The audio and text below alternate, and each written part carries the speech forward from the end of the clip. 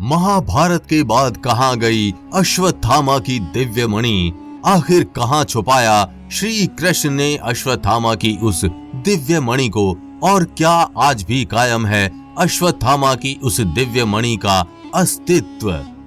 दोस्तों, सबकी तरह आप भी यही सोच रहे हैं कि अश्वत्थामा की मणि हिमालय की किसी गुप्त गुफा में है या उसे श्री कृष्ण ने बरमूडा ट्रायंगल में छुपाया है।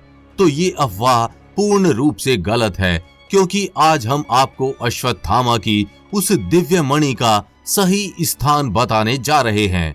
क्योंकि द्वापर युग से लेकर आज तक ज्यों की त्यों यहीं रखी हुई है अश्वत्थामा की वो दिव्य मणि।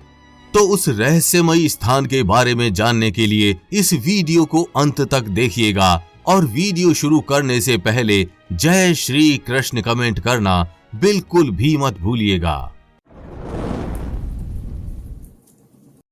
दोस्तों, महाभारत के अश्वत्थामा की गिनती हिंदू धर्म के उन चिरंजीवियों में होती है जो आज भी धरती पर मौजूद हैं। जहां अन्य चिरंजीवी अपनी पहचान छुपाकर रखते हैं, वहीं अश्वत्थामा हम सब के बीच रहते हैं।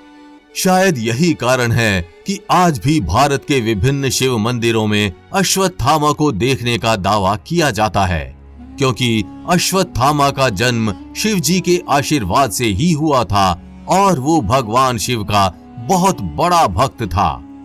महादेव के प्रताप से ही अश्वत्थामा के माथे पर एक दिव्य मणि जड़ी हुई थी और अश्वत्थामा का जन्म उस दिव्य मणि के साथ ही हुआ था। मणि से अश्वत्थामा को शक्ति मिलती थी, मणि से अश्वत्थामा निरोग रहता था और वो मणि अश्वत्थामा के घाव भी भर दिया करती थी। लेकिन महाभारत के युद्ध में अश्वत्थामा ने अपनी शक्तियों का दुरुपयोग किया, तो श्री कृष्ण ने अश्वत्थामा के माथे से वो दिव्य मणि निकलवा दी और उसे ऐसे स्थान पर छुपा दिया जिसकी तलाश में आज भी अश्वत्थामा दर्द के साथ घूम रहा है। लेकिन शायद आप ये बात जानकर चौंक जाएं कि श्री कृष्ण ने उस दिव्य मणि को धरती पर छुपाया ही नहीं। ऐसा माना जाता है कि श्री कृष्ण ने उस दिव्य मणि को 5वें आयाम में छुपाया है, ताकि वहां तक अश्वत्थामा कभी ना पहुंच सके। दोस्तों, हमारे सत्य सनातन धर्म में अनेकों आयामों का वर्णन मिलता है, जिसमें 5वां आयाम वो स्थान है जहां पहुंचना किसी भी इंसान के बस की बात नहीं है। ऐसा माना जाता है कि हमारे ब्रह्मांड की भांति कई और भी ब्रह्मांड हैं और हर ब्रह्मांड की अपनी अलग अलग पृथ्वी है। 5वां आयाम वो स्थान है जहां से भगवान विष्णु हर एक ब्रह्मांड की हर एक पृथ्वी पर नजर रखते हैं और उनका संतुलन बनाए रखते हैं।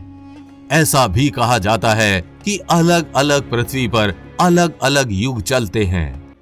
जैसे अभी हमारी पृथ्वी पर कलयुग चल रहा है और लोग भगवान कल्कि की प्रतीक्षा कर रहे हैं, वैसे ही किसी अन्य पृथ्वी पर त्रेता युग चल रहा है जहां श्री राम की लीलाएं चल रही हैं। तो वहीं किसी अन्य पृथ्वी पर महाभारत का युद्ध हो रहा है।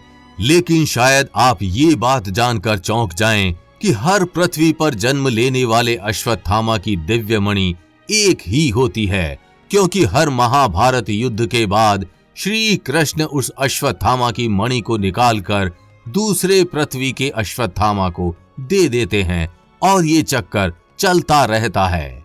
आपको बता दें, हमारी पृथ्वी के अश्वत्थामा की मणि अभी दूसरी पृथ्वी के अश्वत्थामा के माथे पर लगी हुई है और अभी वहां महाभारत का युद्ध चल रहा है। दोस्तों, महाभारत युद्ध के अंत में अश्वत्थामा ने धृष्टद्युम्न और पांडवों के सभी बच्चों को सोते हुए ही मार दिया था। यही नहीं, अश्वत्थामा ने उत्तरा के गर्भ में पल रहे अभिमन्यु के बेटे पर भी ब्रह्मास्त्र जैसा घातक अस्त्र चला दिया था।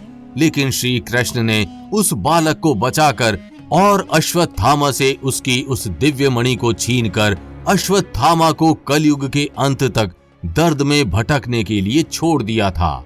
अपने माथे पर उस घाव को लिए अश्वत्थामा आज भी दर्द के साथ उस मणि की तलाश में भटक रहा है लेकिन शायद वो ये बात नहीं जानता कि उसकी वो दिव्य मणि इस पृथ्वी पर है ही नहीं और उस मणि को 5वें आयाम से ही देखा जा सकता है।